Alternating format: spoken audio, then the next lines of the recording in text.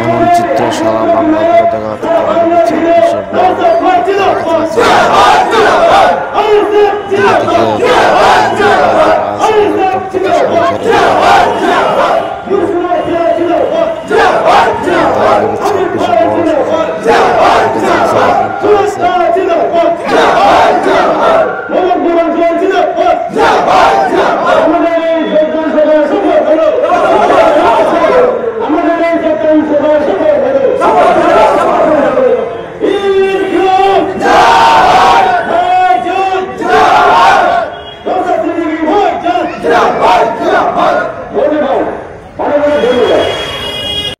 দেখুন, বিধানসভা ভোটের জন্য আমি এই জন্য আসিনি।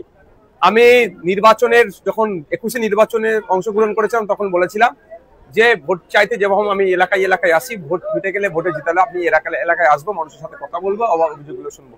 আমি কন্টিনিউ করে যাচ্ছি। তবে হ্যাঁ, যতটা আসার দরকার আসতে পারছি না, এই জন্যই আমাকে সারা রাজ্যের ছুটতে হচ্ছে। আমি শুধু এখন ভাঙনের বিধায়ক না, রাজ্যের বিধায়ক হয়ে গেছি।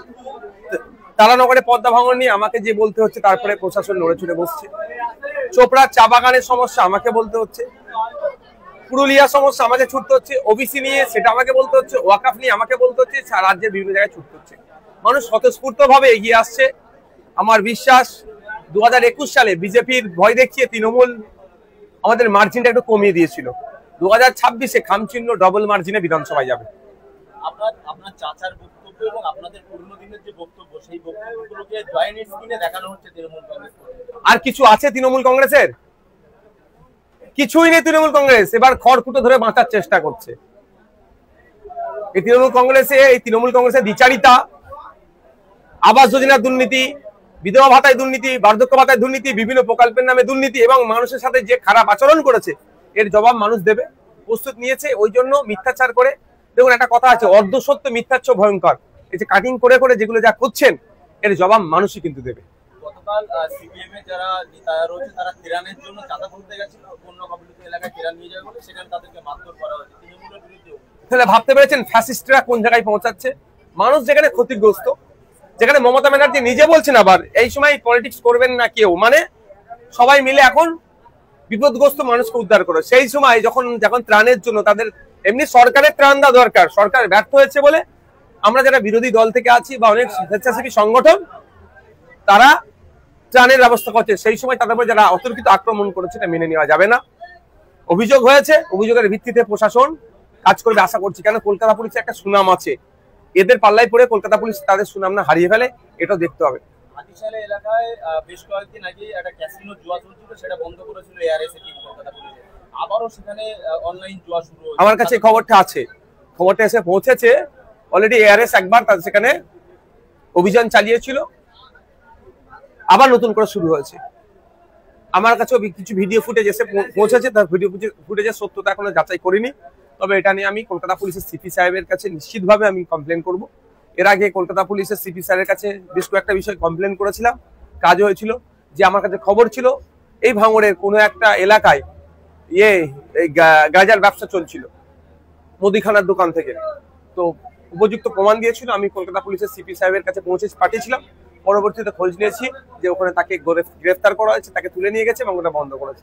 সুতরাং এইটা যারা তৃণমূলের ছত্রছায়া থেকে, তৃণমূলের তাবড় নেতা এই ক্যাসিনোর সাথে যুক্ত আছে, আমার কাছে খবর আছে যে তারা যদি ইমিডিয়েট ওগুলো বন্ধ না করে, আমি কলকাতা পুলিশের যিনি সিপি সাহেব আছেন তাকে জানাবো। সেখানে না হলে পরবর্তী কি পদক্ষেপ নেওয়া যায় সেটা দেখবো। তবে আশা করছি সিপি সাহেবের কাছে খবর জানালে এটা বন্ধ করবে, কারণ এগুলো মেনে নেওয়া যায় না।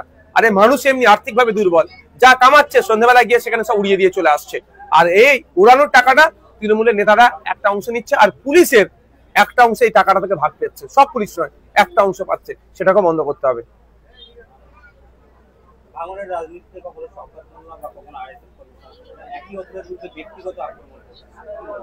দেখুন, ব্যক্তিগত আক্রমণের পরিপন্থী আমি কোনো মতেই মান্যতা দিইনি। তবে আইএসএফ যেটা বলছেন, একজনই একটা বক্তব্য ভুল দিয়েছিল, ভুল বক্তব্য আমি মনে করি, সেটাও আমরা কন্ডেম করেছি। দ্বিতীয়ত, সরকার সাহেব তার সাংবাদিকরা প্রতিনিয়ত যেভাবে অবাঞ্ছিত মন্তব্যের আদান প্রদান করছে, এটা কোনোভাবে সুষ্ঠু রাজনীতির জন্য কাম্য নয়। এগুলোকেও প্রত্যাহার করতে হবে। মাননীয় মুখ্যমন্ত্রী বারবার সৌজন্যতার কথা বললেও তার দলের এমন কিছু বেশ সমাজবিরোধী ঢুকে আছে যারা পশ্চিমবাংলার সৌজন্যতা রাজনীতিতে যারা ক্ষতিকর হয়ে উঠছে। এদের বিরুদ্ধে ব্যবস্থা গ্রহণ করুক, অন্যথায় মানুষ কিন্তু জবাব দেবে। সকালবেলা চ্যালেঞ্জ করছে 2024 বিধানসভা নির্বাচনে ভাঙড়কে মুখ্যমন্ত্রী এবং অভিষেক বন্দ্যোপাধ্যায়কে উপহার দেবে, তিনি চ্যালেঞ্জ করছেন। একটা কথা বলি, ওই নটোরিয়াস ক্রিমিনাল যে সার্টিফাইড নটোরিয়াস ক্রিমিনাল, আমি বলছি না, ন্যাশনাল হিউম্যান রাইটস কমিশন ওনাকে বলছে, উনি আমি চ্যালেঞ্জ আমি পাত্তা দিই না। মমতা ব্যানার্জির সাথে আমার লড়াই, আমি লড়াই করছি তৃণমূল কংগ্রেসের সুপ্রিমোর বিরুদ্ধে। এই ধরনের চুনোপুটি নেতা প্রচুর আছে।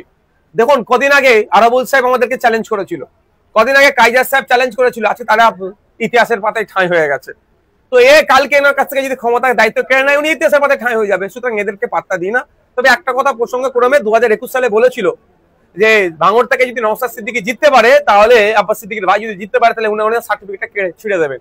তো তখন একটা সার্টিফিকেট ছিঁড়েছে, এই গল্প তাদের রাখতে বলুন, মানুষ উত্তর দেবে। 100 কোটি টাকার কাজ করবে বলছে ভাঙড়ে, বিরোধীকে জিতানোর পরে বিরোধীর চাপে কাজ করতে বাধ্য হয়েছে। 2021 থেকে 11 থেকে 2021 ভাঙড়ে কিছু উন্নয়ন হয়েছে? হয়নি। যে 21-এর পর থেকে কিছুটা হলে উন্নয়ন হচ্ছে কেন? বিরোধিতা করছে বলে। আমি তো বারবার বলি, কেন্দ্র সরকার রাজ্য সরকারের বিরুদ্ধে ভোট করুন, আপনার এলাকায় উন্নয়ন হবে। বিধানসভা ভোটের আগে 100 কোটি টাকার কাজ করতে, এবং যদি আপনি 1 কোটি টাকার কাজ করতে পারেন, উনি রাজনীতি ছেড়ে দেবে বলে চ্যালেঞ্জ করছেন। দেখুন আমি একটা কথা বলি, উনি লিখিত বন্ড পেপারে সই করে দিকে, এইটা বন্ড পেপারে সই করুক, আমি কত টাকার কাজ করেছি আমি তখন পাবলিশ করবো। উনি আগে সই করুন, করবে না। শুধু ওই ভাষণবাজি বলতে যদি ট্যাক্স লাগতো, তাহলে না কথা বলতো না, মুখে স্যালোটেপ লাগিয়ে ঘুরতো, সিলোটেপ লাগিয়ে ঘুরতো। আপনি 1 কোটি টাকার কার্ডের কথা বলছেন, 100 কোটি টাকার কথা বলছেন। কোটি টাকার গল্প শুনে আমি একটা কথা বলি, উনার প্রসঙ্গ ছাড়া অন্য কথা বলুন, আমি পাত্তা দিই না, সময় নষ্ট করবো। দ্বিতীয় কোশ্চেন করুন। 2024 বিধানসভা নির্বাচন নিয়ে কি প্রস্তুতি আপনার? সারা রাজ্যের মানুষ রেডি আছে, তৃণমূল বিজেপিকে হারাতে হবে। এই তৃণমূল বিজেপি মিলে একদিকে সাম্প্রদায়িক শক্তি, অন্যদিকে ফ্যাসিস্ট, এরা এই দুই শক্তি মিলে পশ্চিমবাংলার মানুষকে পিছতে চাইছে।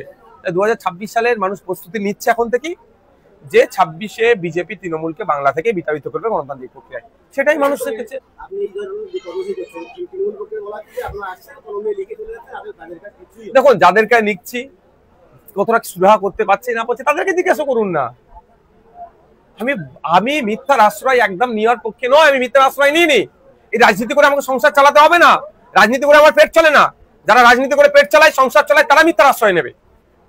মানুষের অভাব, অভিযোগ, সুবিধার কথা আমাকে বলে, যেটা তৎক্ষণিক সমাধান করতে পারে আমি সমাধান করি, অন্যথায় আমি নোট ডাউন করি কিভাবে সমাধান করা যাবে সেটা বলি। যেমন গতকালকে আমি আমার প্রাণগঞ্জ অঞ্চলে গিয়েছিলাম, একজন ব্যক্তির জমি জায়গায় সমস্যা, তার নাম ফোন নাম্বার লিখে তাকে একটা সিভিল ভালো লয়ার দিতে হবে যাতে সমস্যা সমাধান হয়। এটা লিখবো না আমি?